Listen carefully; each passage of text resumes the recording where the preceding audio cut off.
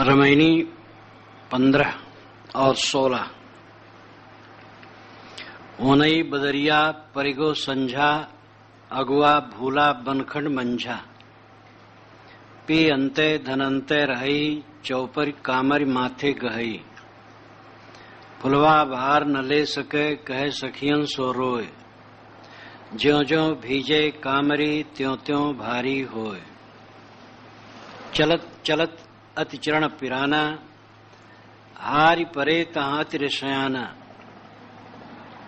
गण गंधर्व मुनियंत न पाया, हरि अलोप जगधंधे लाया। गहनी बंधन बाण न सूझा, था कि परे ता किछो न बूझा। भूल परे जी अधिक डराई, रजनी अंधकूप हुई आई। माया मोह वहां भरपूरी, दादुर दामिन पवन अपूरी। बरसे तपय अखंडित धारा, रैन भयावन कछ न आधारा। सबे लोग जहड़ाइया, अंधा सबे भुलान। कहा कोई ना माने, सभी के माही समान। इन दोनों रामायणियों का विषय एक है, इसलिए इन दोनों को एक जगह रख करके समझने की चेष्टा की गई है। कुछ व्यापारी लोग, जिसमें नारियां भी थी, बाजार सौदा लेने और देने के लिए गए। यानी कोई बेचने के लिए गया, कोई खरीदने के लिए गया। रास्ते में बहुत घनघोर बादल उठे और बदली खूब झुक आई और ऐसी अंधियारी हो गई मानो शाम हो गया है।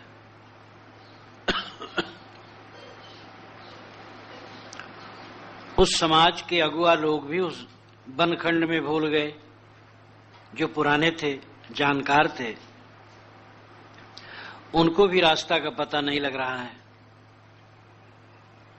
उस झुंड में कुछ स्त्रियां थीं जो कंबल का व्यापार करती थी। उनके पति उनके साथ में नहीं थे।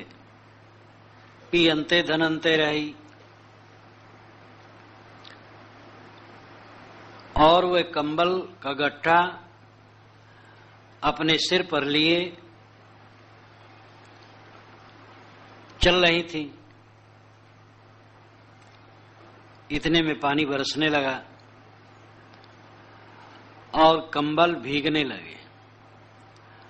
कंबलों के भीगने पर वे बहुत वजनदार हो जाते हैं। फुलवा नाम की एक महिला उसमें थी जो बड़ी सुकुमार थी, और रोने लगी। फुलवा भार न ले सके, कहे सखियन सो रोए। अन्य सखियों से रो करके कहने लगी कि अब मैं इस बोझा को कैसे ले चलूं। ज्यों ज्यों भीजे कामरी, त्यों त्यों भारी होए। कंबल जैसे भीगते हैं, वजनदार होते हैं। चलत चलत अति चरण पिराना, हारि परे तहाँ अति रसयाना। चलते चलते सबके पैर दुख गए। सयाने समझदार भी थक गए, उनका भी मन कच्चा हो गया। गण गंधर्व मुनियंत्र न पाया। गण गंधर्व, गंधर्व गण उसमें नचइये गवैये भी थे, मुनि मननशील विचारक भी थे, लेकिन वे भी उस जंगल का अंत न पाए। हरि अलोप जगधंधे लाया। रास्ता अलोप हो गया है। लोप को, लुप्त को अपभ्रंश में अलोप भी कहा जाता है। रास्ता खो गया है, सब भटक रहे हैं। गहनी बंधन बाण न सूझा। गहन बंधन मानो उनके लिए हो गया। रास्ता किसी को सुझाई नहीं देता है। सब थक गए हैं, कुछ समझ में नहीं आता है क्या करें। सब लोग भूल गए और अधिक डर गए, क्योंकि रात्रि हो गई, अंधा कुप्पा छा गया। सबके मन में माया मोह घनघोर हो गया। घर की याद आने लगी। दादुर दामिन पवन अपूरी। मेढक कर कर करते हैं, बिजली चमकती है, जोर से झंझा चलती है। पानी खूब जोर से बरस रहा है और सबका मन तप रहा है दुख और चिंता में। रात्रि भयानक हो गई है, जंगल से निकलने का कोई रास्ता नहीं दिखाई देता है। सबे लोग जहड़ाई अंधा सबे भुलान, सब लोग अपना खो चुके। उस पानी में सब कुछ भीग गया और सब अंधे बन गए, सब भटक गए। कहा कोई न माने सबे के माई समान। अब उसमें कुछ सयाने लोग राय भी देते हैं तो कोई नहीं मानता है, सब भोले पथ में जा रहे हैं। ये रूपक है। इसका मार्मिक अर्थ है वो नहीं बदला परिगो संझा। मनुष्य के हृदय में अज्ञान के बादल झुक आए और इसलिए उसके हृदय में संध्या आ गई। शरीर, धन, परिवार, जो कुछ अपना माना हुआ है उसमें अहंता और ममता अज्ञान का बोलबाला है। जीव का इस संसार में एक कण नहीं है और यहां वो माने रहता है कि मेरा सब कुछ है। ये घोर अज्ञान है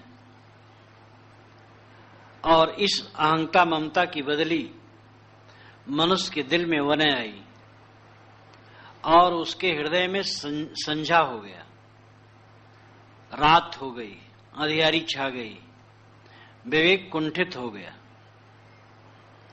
मनुष्य की अपनी सर्वोच्च योग्यता है अनासक्ति। जो जितना अनासक्त होगा उतना सुखी होगा, भवबंधनों से निवृत्त होगा। अनासक्त साधक ही कल्याण पथ में चल सकता है। आसक्त आदमी तो महादुर्बल होता है। अगुआ भोला बनखंड मंझा। धर्म मार्ग के बड़े बड़े अगुआ बनखंड में, जंगल के खंडों में भूल गए। बड़े बड़े शास्त्रवेत्ता, बड़े बड़े पंडित, बड़े बड़े महात्मा स्वरूप का ज्ञान न होने से भटक रहे हैं, प्रभु को खोज रहे हैं बाहर। खोजते खोजते जिंदगी बिता रहे हैं, प्रभु कहीं नहीं मिलता। प्रभु कहीं मिलने वाला भी नहीं है। जो स्वयं प्रभु है, अपने आप में आपकी पहचान, उस पर आस्था नहीं है, उसका विवेक नहीं है, बाहर की कल्पना है, बाहर से कुछ मिलेगा। इसलिए अगुआ लोग भी इस जगत के बनखंड में शास्त्रों के जंजाल में भूल गए। पी अंते धन अंते रही। अधिकतम लोगों के मन में यही है कि पी अलग है, धन अलग है। धन धनी स्त्री, पी पति। मान बैठे हैं कि हम पत्नी हैं, परमात्मा पति है। महाकुसंस्कार। अरे तुम सब ज्ञान विज्ञान के स्वयं पति हो, तुम पत्नी नहीं हो। लेकिन अविवेक बस जीव मानता है कि मेरा पी परमात्मा अलग है और मैं अलग हूं। वो कैसे मिले, उसके लिए बड़ा बड़ा प्रपंच भक्ति मार्ग में करते हैं। रसिक भक्त वाले तो अपना रूप ही स्त्री का बना करके, हाव भाव कटाक्ष करके, मेहरा मटका करके वो ऐसी क्रिया करते हैं जिससे पूर्ण रूप से सिद्ध हो कि वे भगवान की पत्नी है। ये सब अज्ञान, घोर अज्ञान। साहब कहते हैं कि ये लोग परमात्मा को अलग मानते हैं, अपने को अलग मानते हैं और इस भटकाव में इनकी जिंदगी जा रही। चौपर कामर माथे गई। चौपर नाम चार परत का, कामर कंबल, ये माथे पर गए हैं, धारण किए हैं। बाल, कुमार, युवा, वृद्ध, ये चार अवस्थाओं का शरीर कंबल है और हर जीव इसको माथे गए है। जैसे जैसे भीगता है तैसे तैसे वजनदार होता है। दिन जितने बीतते हैं आदमी उतना डूबता है। बचपन की प्रसन्नता कौमार्ज में घट जाती है, कौमार्ज की प्रसन्नता जो अवशेष है जवानी में घट जाती है, जवानी में भी जो कुछ प्रसन्नता है बुढ़ापा में पहुंच करके समाप्त हो जाती है। आदमी के दिन जितने बीतते हैं उतना वो बोझिल, चिंतित, पीड़ित, उद्विग्न होता जाता है। ये जिंदगी की बहुत बड़ी हार है। सफल वही है कि दिन दिन मन प्रसन्न हो, बंधन का अंत हो, चित्त हल्का हो और लगे कि मैं निरंतर छुटता जा रहा हूं, संसार से निवृत्त होता जा रहा हूं। ये जिंदगी की सफलता है। चौपर कामिर का मतलब मनबुच्चित अहंकार का अंतःकरण भी है। अंतःकरण ये वासनाओं से भीगता चला जाता है। फुलवा भार न ले सके कहे सखियन सो रोए। फिर तो फूल का भार भी नहीं ले मिलता है। बुढ़ापा आता है। गामा पहलवान जो 2 कारों को एक साथ रोक लेते थे, वे अपना हाथ नहीं उठा पाते थे जब रुग्ण होकर के बिस्तर पर पड़े। फूल का भार भी नहीं लिया जा सकता है। कहे सखियन सो रोए। आदमी एक दूसरे से रो के अपना दुखड़ा कहता है। ज्यों ज्यों भीजे कामरी त्यों त्यों भारी होए। जैसे जैसे कंबल भीजते हैं वैसे वैसे वजनदार होते हैं। जैसे अवस्था ढीली होती है आदमी उतना दुखी होता जाता है। जैसे जैसे वासना बढ़ती जाती है आदमी पीड़ित होता जाता है। अगर मनुष्य आत्मविवेक करे, वासनाओं का त्याग करे, मोह का त्याग करे, तो शरीर का बुढ़ापा कोई दुख नहीं दे सकता है। मन सबसे बड़ी चीज है। जिसका मन निर्मल और प्रसन्न है, जिसका मन सांसारिक बंधनों का परित्याग कर देता है, जो अपने मन को कहीं अटकाता नहीं दुनिया में, वो सदैव हल्का फुल्का आनंदित रहता है। चलत चलत अत चरण पिराना, हारि परे तहां अति रसायना। चलते चलते पैर दुख गए, बड़े बड़े सयाने भी हार परे थक गए। नाम जप किए, तीर्थाटन किए, योग किए और बहुत बहुत पूजा अर्चा किए, ध्यान चिंतन किए और उनके चरण थक गए, यानी जीवन थक गया, लेकिन परमात्मा न मिला। हार थक करके बैठ गए। बड़े बड़े सयाने, बड़े बड़े समझदार।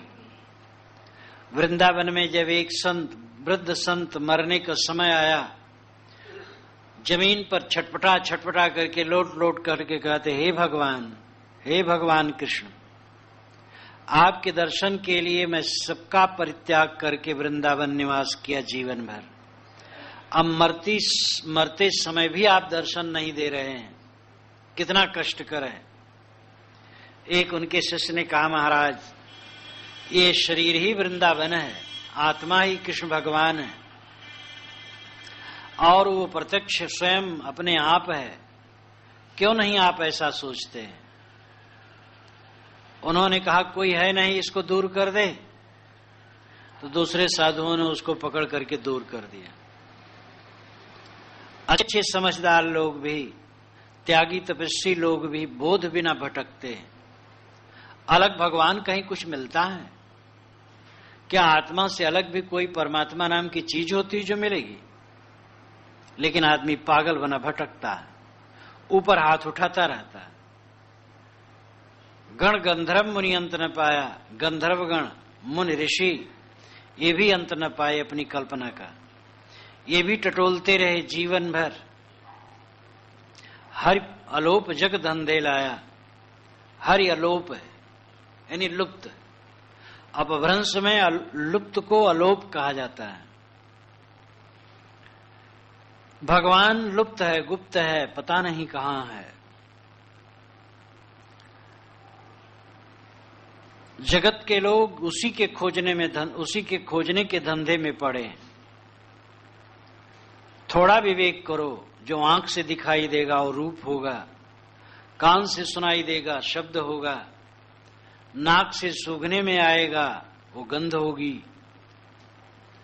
चाम से छूने में आएगा स्पर्श होगा, जीभ से चखने में आएगा रस होगा, मन से सोचने में आएगा संकल्प विकल्प होंगे। ये पांचों विषय का पसारा और मन का विकार होगा। परमात्मा तो इन सब से परे है और वही तुम हो।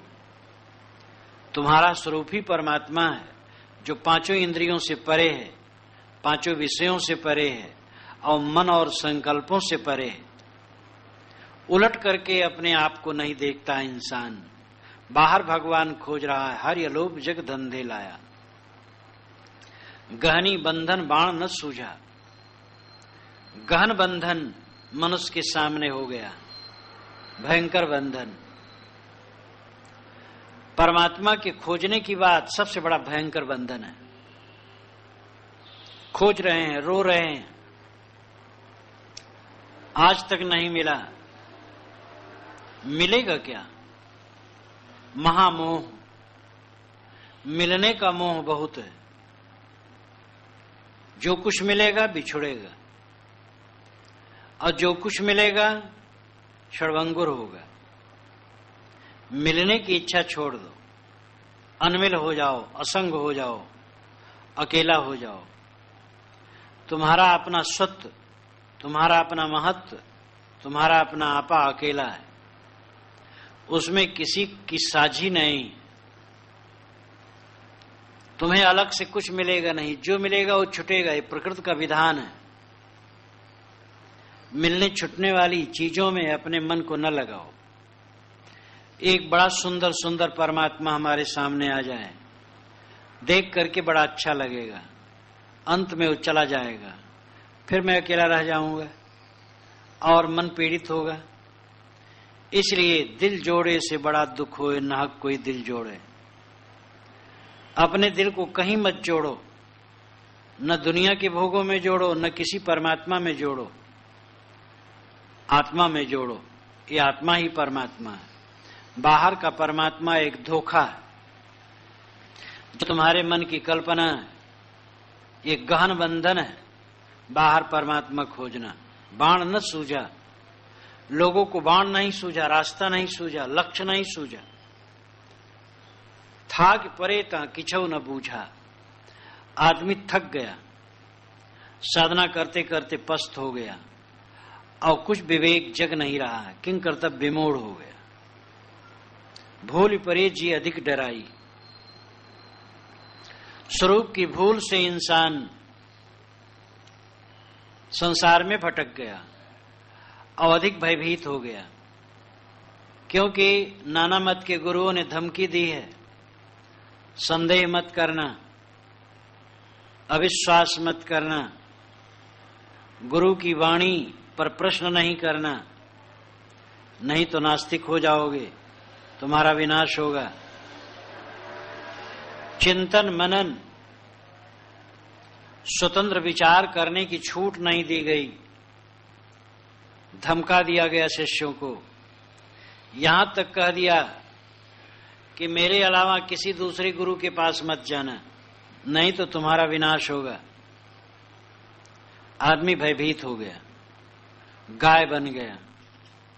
रजनी अंधकूप हुई आई, रात्रि का अंधा कुप्पा हो गया। घोर अंधकार, घोर अविवेक, कुछ सुझाई नहीं देता है। स्वरूप ज्ञान ही सर्वोच्च ज्ञान है। अपने आप को पहचान लेना। जो अपने आप को नहीं पहचानता, जिसे अपने आत्मा में विश्वास नहीं है,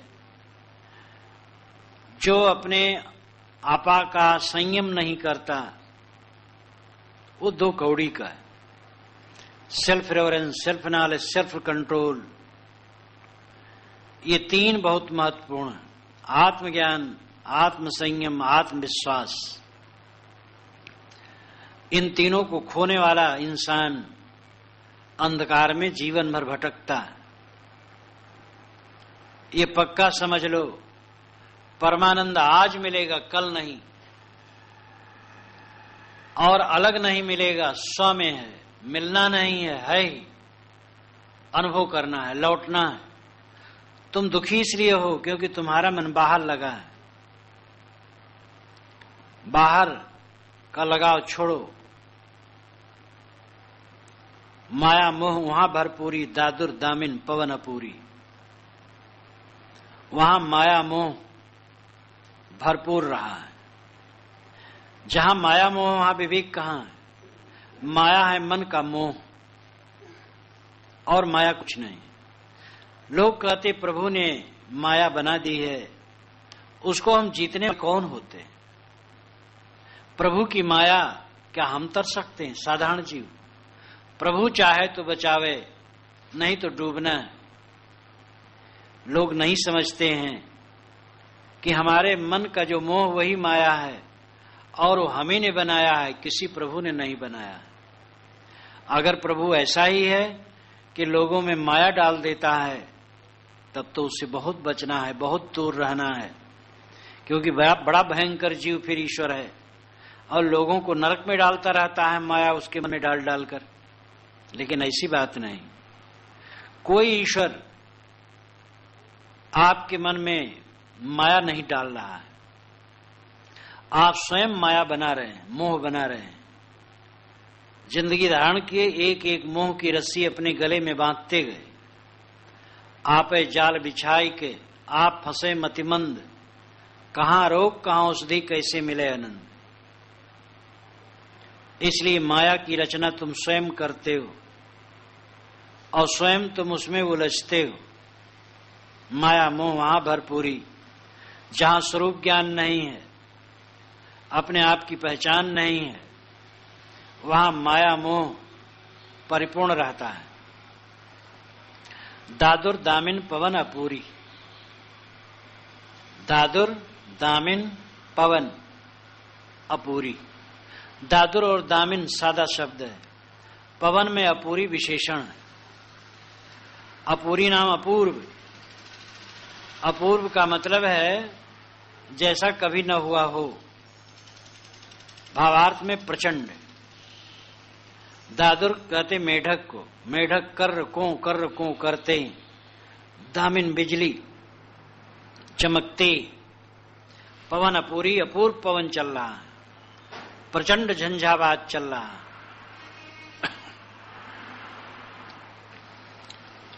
नाना मत के गुरु लोग बकबक कर रहे हैं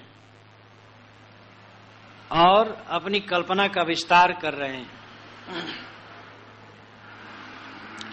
और मनुष्य के मन में नाना कल्पनाओं की चमक दमक हो रही है, और आदमी मन के झंझा में पड़ा हुआ दुखी हो रहा है, वो पीड़ित हो रहा है। उसके अंदर में विश्राम नहीं। नाना गुरुओं के जो बरसाती मेढकों की तरह बहुत हो गए हैं, और वे नाना वाक्य जाल से बकबक कर रहे हैं, और उनके वाक्य जाल के चमक दमक में, कौंध में लोग भटक रहे हैं। इस प्रकार प्रचंड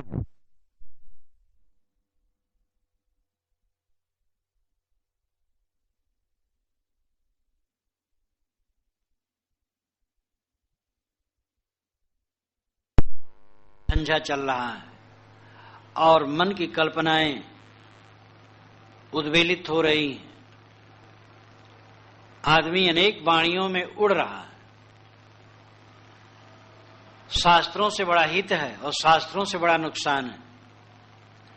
शास्त्र नाम जब हो जाता है तब गले मर जाता है। जो लिखा है वो सच।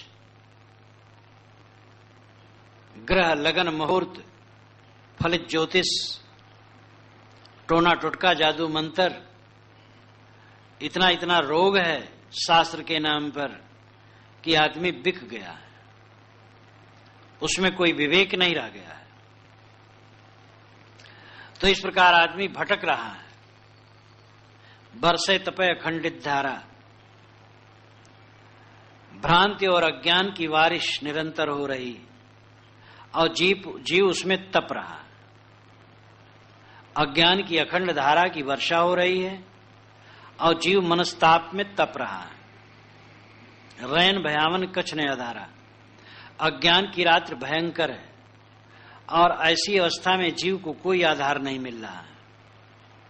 जो आपा को खो दिया वो क्या पाएगा? स्वयं जो आत्म तत्व है उसका ही विवेक नहीं, बाहर टटोल रहा इंसान क्या पाएगा? सबे लोग जहाड़ाई अंधा सबे भुलान। साहब कहते हैं सब अपने को जहाड़ाए, परोक्ष कल्पना में सब अपने को जहाड़ाए। ये दोनों रवैनियों में प्रवाह किस बात की है? एक ही बात इसमें दोनों रवैनियों में प्रवाह रूप में चल रही है कि जीव अपने स्वरूप को न समझकर बाहर खोज रहा है और बाहर का खोजना कुछ ही भयंकर रात है और उसमें भटक जाना है। सबे लोग जहाड़ाई है, जहाड़ाने मतलब खो देना। आत्म विवेक खो दिया, अपनी सत्ता महत्ता और बोध आत्मस्थित खो दिया, संसार के विषय वासनाओं में उलझ गया। संसार का एक प्राणी भी तुम्हारा नहीं है, जिसमें तुम बहुत मोह करके बैठे हो तुम्हारा नहीं है। जहां तुम बाहर से कुछ चाह रहे हो कुछ मिलने वाला नहीं है। केले के छिलके, केले के स्तंभ के छिलके निकालते जाओ, अंत में क्या मिलेगा? प्याज के छिलके निकालते जाओ, अंत में क्या मिलेगा? कुछ मिलने वाला नहीं। इसी प्रकार जीवन के दिनों को देखते जाओ, तुम्हें क्या मिल रहा है? बेतहाशा भागे जा रहे हो और गिर करके मर जाना और कुछ होगा नहीं। सब लोग विजात भावनाओं, कल्पनाओं, भोगों में अपने आप को जहाड़ा गए, खो दिए। अंधा सबे भुलान, सब अंधे विवेकहीन है और भटक रहे हैं, भूले। कहा कोई ना माने, सब एक माह समान, कोई कहा नहीं मान रहा है। विवेक की बात दो, लोग समझना नहीं चाहते। सब एक माह समान, एक अज्ञान और भूल के रास्ते में जा रहे हैं। ये कितना दुखद है। सद्गुरु कहते हैं तुम स्वयं महान हो, अपने राम रूप का स्मरण करो। रामायणी 17। जस जो आप मिले अस कोई, बहुत धर्म सुख हृदया होई। जास बात राम की कही, प्रीत न काहू सो निर्वही। एके भाव सकल जग देखी, बाहर परे सो होय विवेकी। विषय मोह के फंद छुड़ाई, तहां जाए जहां काट कसाई। अहे कसाई छुरी हाथा, कैसों आवे काटो माथा। मानुष बड़ा बड़ा होए आया, एके पंडित सबे पढ़ाया। पढ़ना पढ़ो धरो जन गोई, नहीं तो निश्चय जाहु बिगोई। सुमरण करहु राम का, चाड़ो दुख की आश। तर ऊपर दह चापी हैं, जस कोल्हू कोट पिचास। जस जो आप मिले अस कोई। साहब कहते हैं जैसा अपना जीव है, जैसा अपना हृदय है, निर्मल सरल निष्कपट, वैसे जब कोई मिले पात्र, तब बहुत धर्म सुख हृदय हुई। तब बहुत धर्म का सुख होता है, हृदय में बड़ा आनंद होता है। कहंता को सुनंता मिले, तभी बचन लगे प्रीति। कहने वाले को जब सुनने वाला मिलता है, तभी वाणी में भी प्रेम लगता है। पात्र ही नहीं है सुनने वाला, तो किसको सुनाया जाए? जस जीव आप मिले अस कोई। सदगुरु कबीर परम तत्व के लिए जीव शब्द का प्रयोग बीजक में बारंबार करते हैं। परम तत्व का मतलब है अंतिमी सत्यता।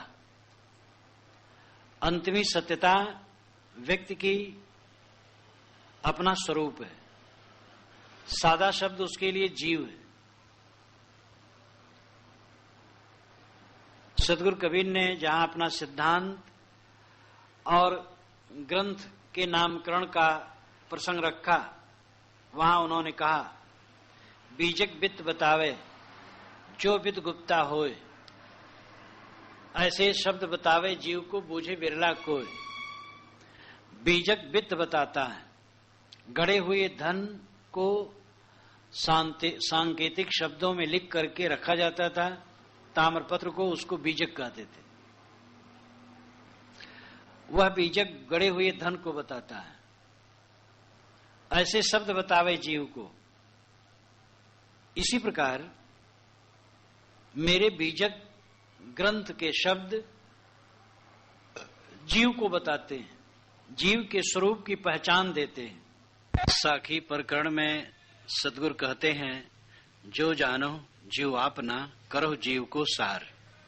अगर जीव को अपना स्वरूप समझते हो तो उसका स्वागत करो। कि बहुत लोग जीव को अपना स्वरूप नहीं समझते हैं। वह कहते हैं जीव अल्पज्ञ है, किंचज्ञ है, प्रतिबिंब है, आभास है, अंश है।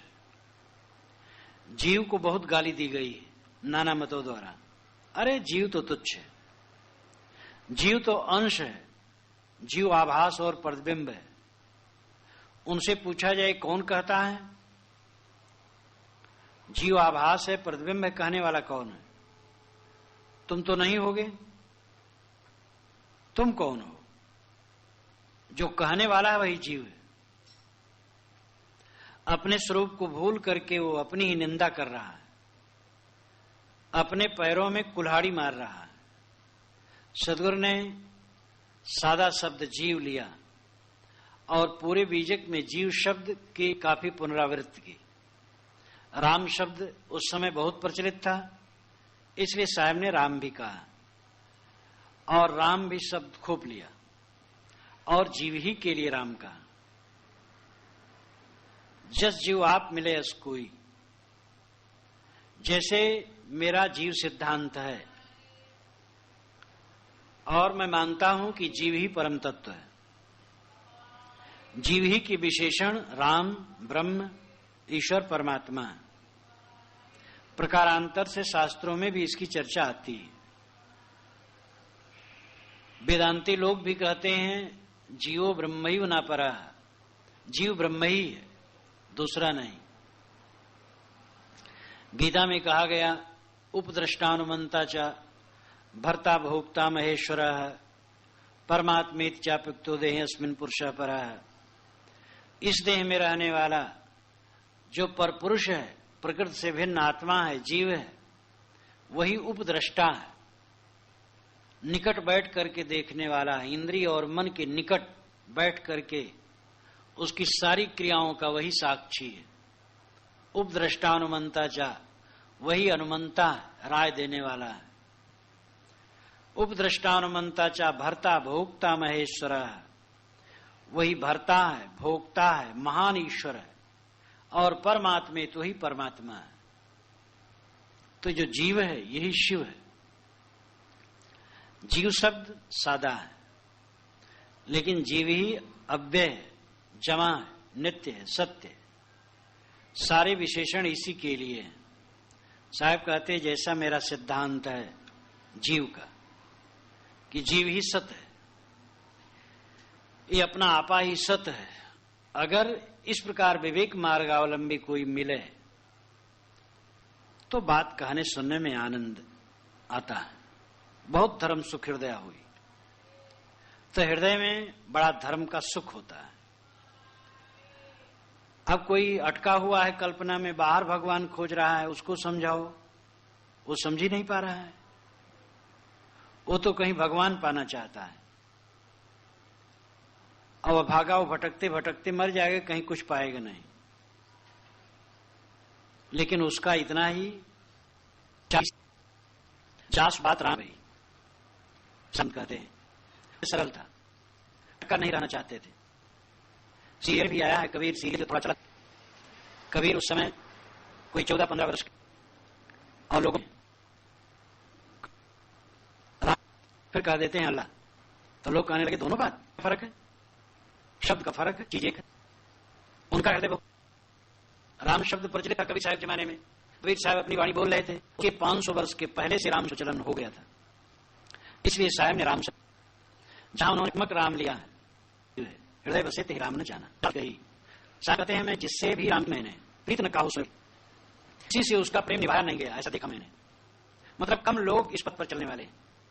राम का उपदेश तुम्हें दिया, आत्मदेश दिया, बोध दिया, लेकिन उसका प्रेम बिरले हैं।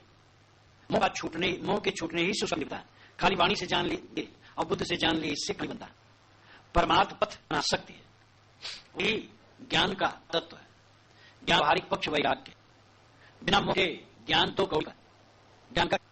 बुद्ध से बहुत जानते हैं और वाणी से बहुत कह लेते हैं, लेकिन मन में वैराग्य नहीं है, प्रति घृणा नहीं है, मोह माया की नश्वरता का बोध नहीं है,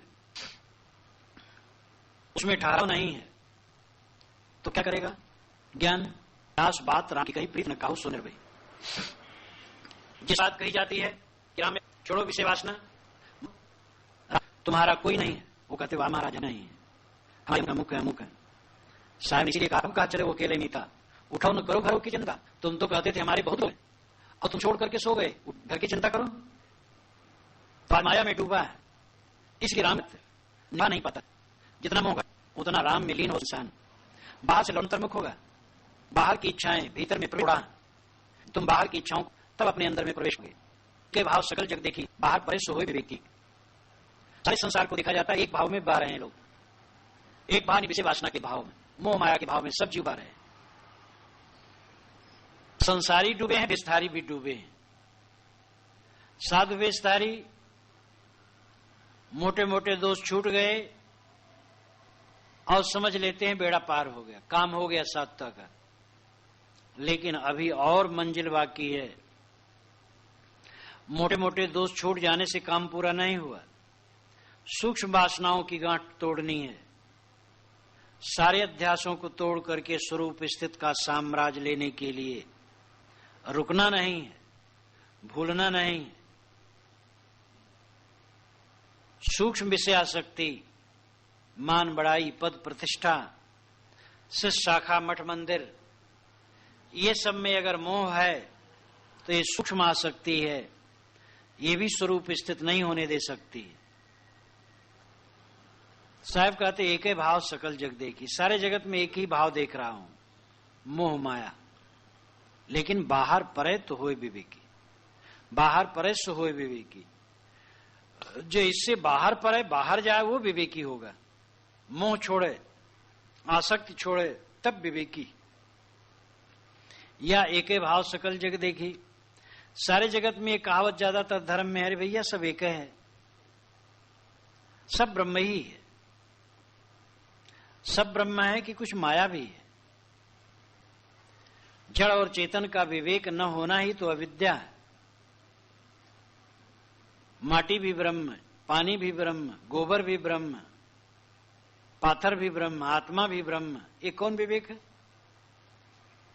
सब ब्रह्म कैसे है, सब आत्मा कैसे है? आत्मा अलग है, अनात्मा अलग है, माया अलग है, ब्रह्म अलग है। ब्रह्म यानी महान श्रेष्ठ, वो आत्म तत्व है और जड़ पदार्थ अलग है। तो कहावत चल पड़ी है, सब एक है। साहब कहते बाहर परे सो होए विवेकी। इससे बाहर हटे हुए विवेकी होगा। जड़ विवेक का मतलब ही जड़ चेतन को अलग करना। विवेक का मतलब ही है निर्छीन निर्वार। एक में घोर देना तो अविवेक है। लोग अविवेक में डूबे रहते हैं। बाहर परे सो होए विवेकी। विवेक का लक्षण है बाहर होना, अलग हो जाना। श्री पूर्ण साहब ने त्रिज्या में कहा है, अपने आप को सबसे अलगाए लिया और पारख में स्थित हो गया। श्री पूर्ण साहब का दृष्टिकोण जो अर्थ करने का था वो परंपरा अनुसार था, लेकिन उनकी बुद्धि इतनी तीव्र थी, प्रतिभा कितने धनी थे, प्रखर वैराग्यवान थे, सर्वांग संपन्न महापुरुष थे। इस पंक्ति का उन्होंने क्या अर्थ किया, इस पर टिप्पणी करने की जरूरत नहीं है। उनका जो ओजस्वी और तेजस्वी भाव है, पूरी त्रिज्या में जो उनका वैराग्य और स्वरूप बोध तरंगायित है, अत्यंत प्रशंसनीय है। अपने आप को सबसे अलगा लो, परम सुख, परम शांति असंगता में। अब असंग तुम्हें होना पड़ेगा, मजबूर हो करके। देखते देखते सब छूट जाएगा, विवश होकर के चल दो। अकेला इस संसार में लोग आए हैं, अकेले जाएंगे। जीवत्स तात्पादेशु नूतने दार संग्रहे मातृभिश्चिंतमानानाम ते ही नो दिवसागता।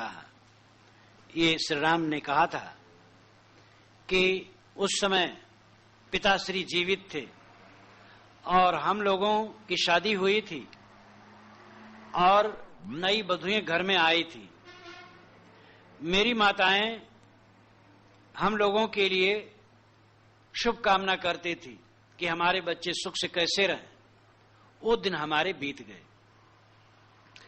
जब उन्होंने ये श्लोक कहा है, जीवन के आखिर समय में कहा है, अपने जीवन के आखिर समय में, इस संसार में जो कुछ मिलता है बड़े बड़े लोगों का छूट जाता है, कुछ रहता नहीं। इसलिए समझदार वह है जो पहले से अपने मन को सबसे अलग करे। बाहर परे से होए विवेकी, विषय मोह के फंद छुड़ाई, तहां जाए जहां काट कसाई। कुछ होते हैं ऐसे साधक जो विषय के मोह का फंदा छुड़ा करके संसार से भाग निकलते हैं, लेकिन वह ऐसे गुरु के पास पहुंचते हैं जहां वे फिर बंधन में फंस जाते हैं। तहां जाए जहां काट कसाई, जहां कसाई उनका गला काट देता है। अहे कसाई छुरी हाथा, कसाई के हाथ में छुरी है और यही सोचता कैसे आवे काटो माथा, कैसे कोई आवे मैं उसका मस्तक काट लूं। बड़ा है। गुरुओं के लिए कसाई कहना बहुत कठोर है, लेकिन साहब का मन कितना क्षुब्ध हुआ होगा तब ऐसा उन्होंने कहा होगा। ऐसे गुरु आज भी हैं जो लोगों को भटकाते हैं। कुटिल विचार उनका पहले से रहता है। जो गुरुजन बोधवान नहीं है, वो स्वयं समझते नहीं है और जो समझते हैं वो सत मानते हैं, वे निर्दोष हैं, क्योंकि वह छली नहीं है। बचना तो वहां भी है, लेकिन ऐसे भी गुरु संसार में रहे और आज भी हैं जो कुटिल हैं। उनका जंजाल है लोगों को फंसाने के लिए, लोगों को फंसाते हैं और वे अपना उल्लू सीधा करते हैं। स्वरूप विवेक जहां मिट जाए वहां अपना गला कट जाना है। तुम तुच्छ हो, तुम अंश हो, तुम प्रतिबिंब हो, तुम आभास हो, तुम कर ही क्या सकते हो। इस प्रकार के भाव जहां हैं वहां पतन के सिवा और क्या। जहां पर ऐसे उपदेश हैं कि जीव में कल्याण करने का बल नहीं है, जीव अपना स्वयं उद्धार नहीं कर सकता है, ये अंश है, प्रतिबिंब है, जो कुछ करेगा ऊपर वाला ही करेगा। ऐसी जगह पर मनुष्य का विवेक मिट जाता है, मानो उसका बध हो जाता है। किसी के मन में बैठा दो तुम जन्म से नीच हो, ये कितनी बड़ी हत्या है। तलवार से किसी का गला काट देना पाप है, और किसी के मन में यह बैठा देना कि तुम जन्म से नीच हो क्योंकि इस जात में पैदा हुए हो, ये कितना कसाई का काम है। तलवार से किसी गला काटे वही कसाई नहीं, छुरी से किसी गला काटे वही कसाई नहीं। जो बुद्धि का शोषण है महाकसाईपन है। अगर ये बात कही जा रही है कि अमुक वर्ग में जन्मे हुए लोग नीच हैं, तुच्छ हैं, जन्म से ही अछूत हैं, जन्म से ही नीच हैं, ये कितना कसाई का काम है। कौन नीचे कौन ऊंचे। ऐसे गुरुजन हैं कि जो बताते हैं कि तुम नीच हो, तुम जन्म से ही नीच हो। साहब कहते कसाईपन है, महापाप है, मानव मात्र समान है मूल रूप में। जो जितना आगे बढ़े उतना विकसित होगा, और जीव अपने स्वरूप में पूर्ण है, माया मोह को हटा दे उसका कल्याण है। अपने कदमों पर खड़ा होकर के मनुष्य कल्याण कर सकता है। मानुष बड़ा बड़ा हो आया, एके पंडित सबे पढ़ाया। संसार में बड़े बड़े मनुष्य हुए, बड़े बड़े प्रतिभावान विद्वान विवेकवान बुद्धिमानों की कमी संसार में नहीं है। विवेकवान न कहना चाहिए, प्रतिभा और बुद्धि के धनियों की कमी नहीं है। विवेक जिनमें हो जाए तो फिर बंधन ही कट जाए। एक ही पंडित सबे पढ़ाया, सभी पंडितों ने एक ही बात पढ़ाई कि तुम अंश हो, तुम तुच्छ हो, और जो बलवान है, सब कुछ करने लायक है, वो कहीं अलग है, उसका पता नहीं। दुनिया के सभी पंडितों ने बड़े बड़े प्रतिभावान बुद्धिमानों को भी यही पढ़ाया। इसलिए बुद्धि और प्रतिभा किसी काम की न रही। मानुष बड़ा बड़ा हो ही आया, एक ही पंडित सबे पढ़ाया। पंडितों ने सभी पंडितों ने एक ही बात पढ़ाई कि तुम तुच्छ हो, और जो समर्थ है वो तो कहीं अलग है। इसलिए आदमी कुंठित हो गया। आत्म विवेक जगाया ही नहीं गया कि तुम महान हो, तुम अपने कदमों पर खड़े हो, माया मोह को जीत करके तुम कृतार्थ हो सकते हो। ये कहने वाले बहुत कम गुरु रहे। पढ़ना पढ़ो धरो जन गोई, नहीं तो निश्चय जाओ बिगोई। साहब कहते हैं पढ़ना पढ़ो, शास्त्रों को पढ़ो, मैं रोकता नहीं। गुरु मंत्र देते हैं वो ठीक है, उसको भी जपो, लेकिन धरो जन गोई, उसको छिपा करके मत रखो। उसको शास्त्र मान करके गोपनीय मत बनाओ। छान विचार करो, निर्णय करो, ऑपरेशन करो, कौन सी वाणी सच है कौन झूठ है। विवेकी बनो। गतानुगतिका में मत पढ़ो, भेड़िया धसान में मत पढ़ो। शास्त्रों को पढ़ो, गुरुजनों की बातों को सुनो, लेकिन हर जगह निर्छीर विवेक करो, नहीं तो निश्चय जाओ बिगोई। नहीं तो निश्चय है तुम खो जाओगे। अगर विवेक नहीं जगाए तो डूब जाओगे। सुमिरण करहु राम का, छाड़ो दुख की आश, तर ऊपर दे चापी है जस कोल्हू कोट पिचास। पिचास यहां अपभ्रंश है, शुद्ध शब्द है 50। सुमिरण करहु राम का, साहब कहते राम का स्मरण करो और दुख की आशा छोड़ो। जिसको तुम सुख माने वो दुख है, इसलिए साहब उसको सुख नहीं कहते, कहते दुख है। छाड़ो दुख की आश, कहना चाहिए छाड़ो सुख की आस, सुख की आशा छोड़ दो। जिसे तुम सुख मान रहे हो दुख है, सुख नहीं है। और सुख ही दुख तुम्हारे लिए बना हुआ है। इसलिए जो सुख का चेहरा है, जिसमें दुख भरा है, उसकी आशा छोड़ दो और राम का भजन करो, राम का स्मरण करो। राम तुम्हारा हृदय निवासी है। हृदय निवासी भी कहने का तरीका है, तुम स्वयं हो। ये आत्मस्वरूप ही राम है। तर ऊपर दे चापी है जिस कोल्हू कूट पिचास। जैसे कोल्हू के 50 फेरों में तर ऊपर बेलन रहती है और उसमें वस्तुएं पिस जाती हैं। इसी प्रकार नाना वासनाओं, नाना मोह ममताओं, नाना प्रकार के अज्ञान में तुम पिस जाओगे अगर राम भजन न करोगे तो। इस संसार से तरने का रास्ता एक राम भजन है। राम भजन आत्मचिंतन, आत्मा ही राम है। मोह का परित्याग करके, वासना का परित्याग करके अंतर्मुख होना, अपनी आत्मा की तरफ लौटना राम भजन है। राम और काम दो है, बाहर काम है, भीतर राम है। बाहर विषयों में मन भटका, मानो काम में उलझ गया। भीतर राम है, अंतर्मुख हुआ, बस राम है। चित्त को बहिर्मुखता से अंतर्मुख बनाओ। ध्यानाभ्यास रोज इसीलिए करना चाहिए, पांचों विषयों में मनुष्य का चित्त निरंतर डूबा रहता है। पांचों विषयों से हटा करके अंतर्मुख करने की अभ्यासी बनो। बहिर्मुख भी होना पड़ता है जीवन में, लेकिन क्योंकि काम धाम करना है, परंतु आदमी एकदम बहिर्मुखे बन गया है। बहिर्मुखता का काम कर लो। अब अंतर्मुख होने के लिए रोज अभ्यास करो, ध्यानाभ्यास करो, सदग्रंथों का स्वाध्याय करो, ध्यानाभ्यास करो, चित्त एकाग्र करो। एकाग्र चित्त से ही आत्म अनुभव होता है। एकाग्र चित्त में ही चित्त की जलन शांत होती है। आदमी का मन जलता है, विद्वान हो अविद्वान हो, धनी हो निर्धन हो, चपरासी हो राष्ट्रपति हो, स्वरूप ज्ञान बिना, आत्मज्ञान बिना, वासना और माया मोह के त्याग बिना सबका चित्त जलता है।